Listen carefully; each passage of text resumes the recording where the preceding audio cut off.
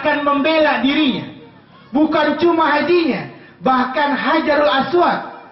Tahu Bapak Ibu sekalian, pernah dengar ada yang namanya Hajarul Aswad? Iya. Hajarul Aswad, satu batu yang hitam. Iya. Asal mulanya batu itu putih.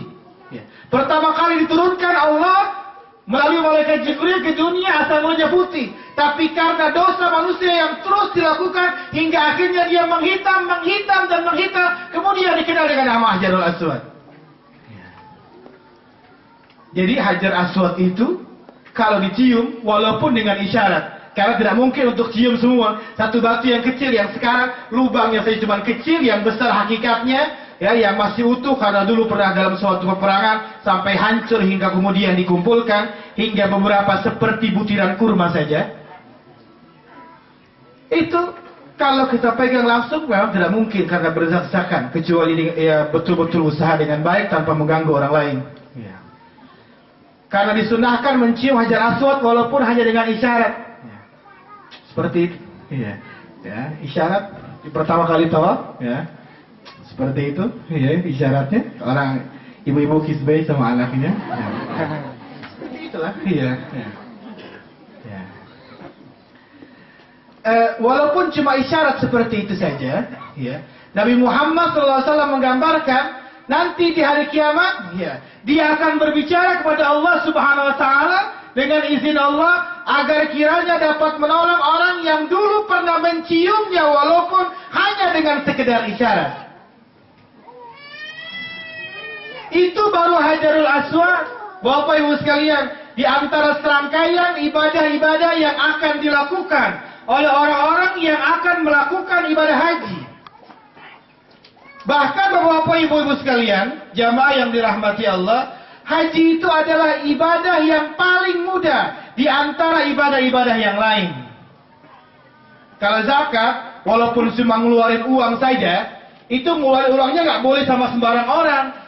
Karena yang Allah Subhanahu wa Ta'ala ingatkan, bukan cuma seseorang dilarang pelit, yang Allah larang juga seseorang memberi bantuan bukan tepat sasaran. Orang kaya kok dikasih zakat. Orang kaya kok ngaku miskin. Orang kaya kok menerima beras miskin. Jadi tidak mudah. Jadi harus jeli memilih siapa orang yang pantas untuk diberikan zakat. Siapa yang pantas untuk kita berikan sedekah. Puasa juga seperti itu, Bapak sekalian. Penuh dengan tantangan. Apalagi kalau kita melihat aturan-aturan Nabi Muhammad yang dapat menghilangkan kesempurnaan puasa itu sendiri. Dari kebiasaan berbohong, memandang dengan syahwat, ngomongin orang, memfitnah. Itu sesuatu yang luar biasa. Besar tantangannya. Salat juga seperti itu. Tapi haji, Bapak-bapak, ibu-ibu sekalian, cuman butuh kekuatan fisik saja dan niat yang kuat.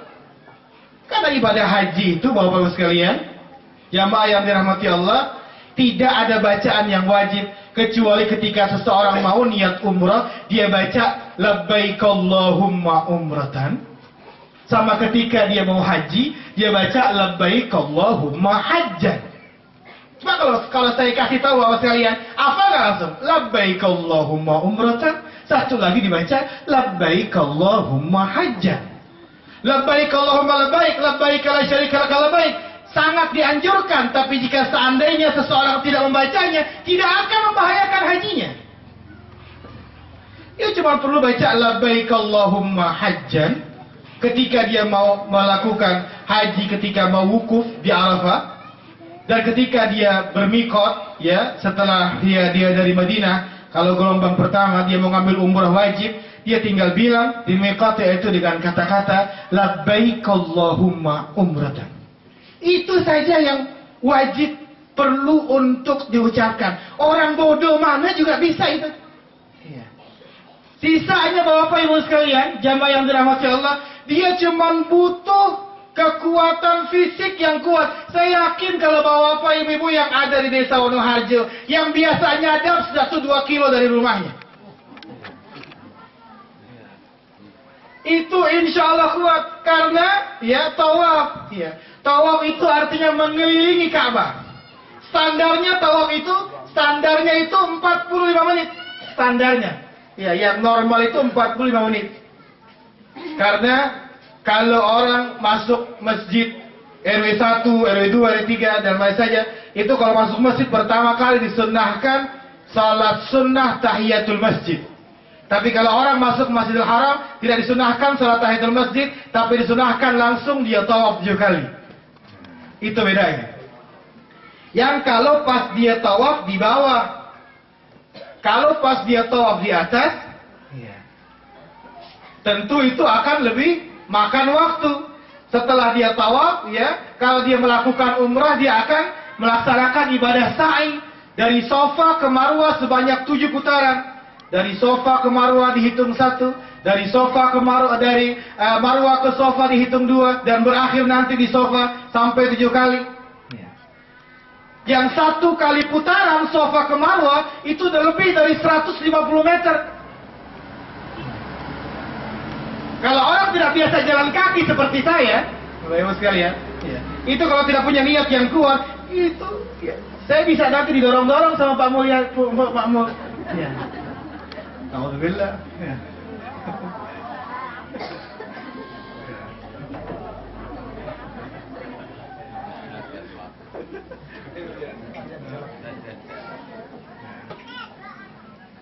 Itu karena kalau tawaf pasti mending dekat. Kalau sa'i itu jauh, jaraknya sudah pasti dari Sofa ke Marwah. Belum lagi nanti tidak ada bacaan yang wajib. Nabi besar Muhammad SAW diriwayatkan dia baca Rabbana atina fid dunya hasanah wa fil akhirati hasanah wa qina. Siapa yang tak hafal? Dia baca Subhanallah alhamdulillah wa la ilaha illallah wallahu akbar.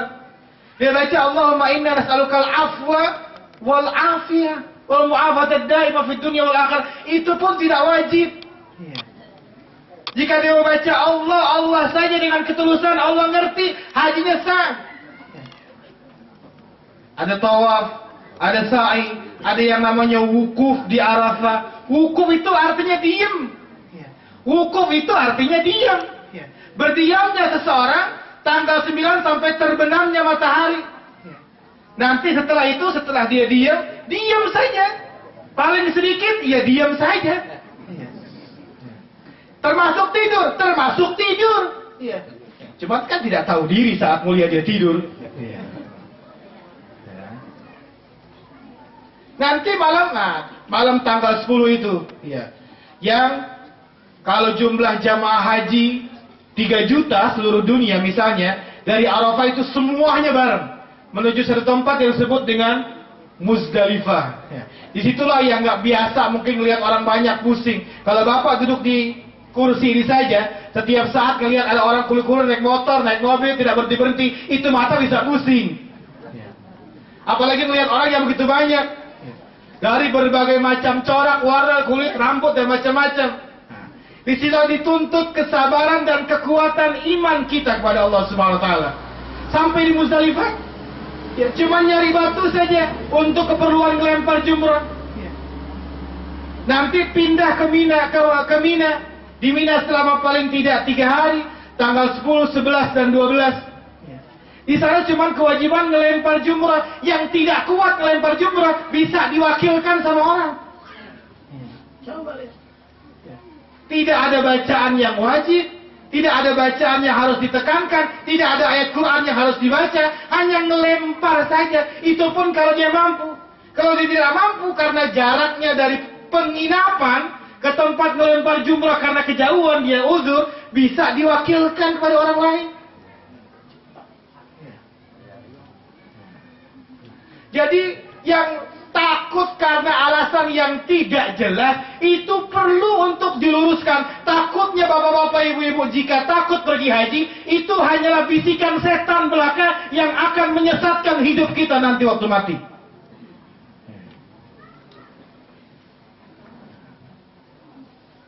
Susah apa gampang ibu-ibu, bapak sekalian?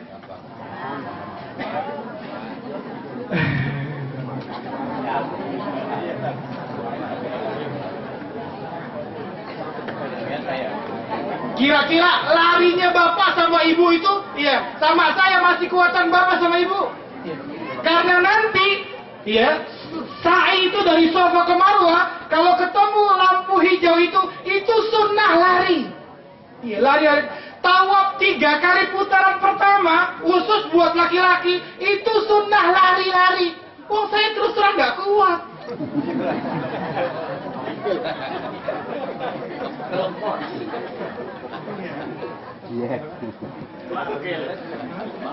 Nggak bisa apa?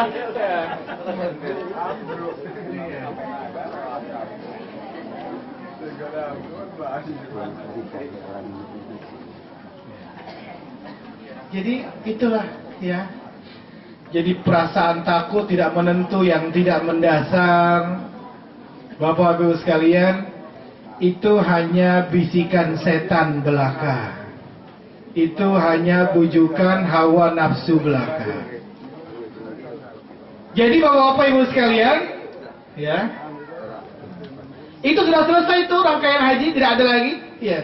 Ya, tawaf itu ada namanya tawaf ifadah, ada namanya tawaf umrah. Ya. Bentuknya sama seperti itu. Hanya bedanya ketika seseorang tawaf umrah, seseorang hanya diwajibkan yaitu memakai kain yang sudah berjahit untuk laki-laki. Ya. Dia tidak boleh pakai kaos dalam, tidak boleh pakai celana dalam, celana panjang, tidak boleh tutup kepala, tidak boleh tutup mata kaki. Ya. Hanya sebatas ketika dia sampai pelaksanaan tawaf dan sa'i. Sebentar. Jadi intinya, Bapak-bapak Ibu sekalian, ibadah haji itu adalah ibadah yang mudah, ringan, tapi enak, tapi betul-betul dapat menjadikan kita merasa dekat dengan Allah Subhanahu wa Ta'ala. Bahkan dalam sebuah hadis diterangkan bahwa an-nafaqatu fil haji kan nafaqati fi sabilillahi bisab'i mi'ati dhi'fin. Bahwa uang yang sudah Bapak keluarkan untuk pelaksanaan ibadah haji, Allah akan balas per 1 rupiah. Sama dengan Bapak Ibu sekalian berinfak untuk berjuang di jalan Allah, dilipat gandakan sampai 700 kali lipat. Indonesia bukan medan jihad. Apalagi kalau ada di Solo ada bom, di Jakarta ada bom. Bukan medannya di sini. Kalau Bapak mau jihad, Bapak mau jihad, sekarang, besok, hari Senin, hari Selasa, Bapak segera datang ke Harga Makmur, ke tempat yang namanya Bank BRI atau Bank BNI, Bapak cukup bawa uang 1-2 juta untuk membuka uang tabungan haji, sudah terhitung uang yang Bapak Ibu simpan, seperti Bapak memanfaatkannya untuk berjihad di jalan Allah, dilipat gandakan sampai 700 kali lipat. Bapak Ibu sekalian, doa tanpa usaha dibilang tidak waras.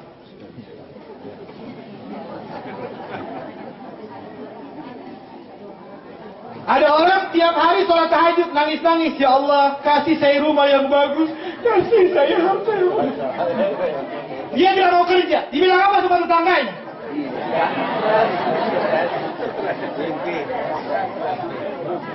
Ya Allah berangkatkan saya ke haji, ya Allah berangkatkan saya ke Mekah, Madinah. Dia nggak mau datangin BRI, apa datang sendiri panggilan?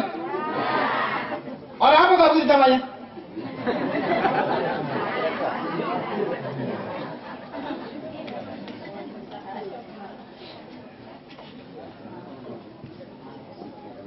Karena doa juga diperlukan usaha. Dan kalau berdoa, mohonlah kepada Allah dengan yakin.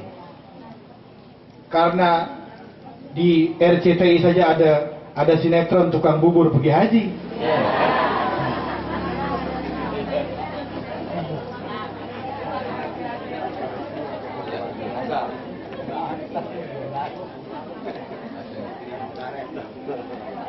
Nabi Muhammad melarang ketika seseorang berdoa dengan perkataan, saya sering mengucapkan kata-kata ini di pengajian, mudah-mudahan terus diingat ya.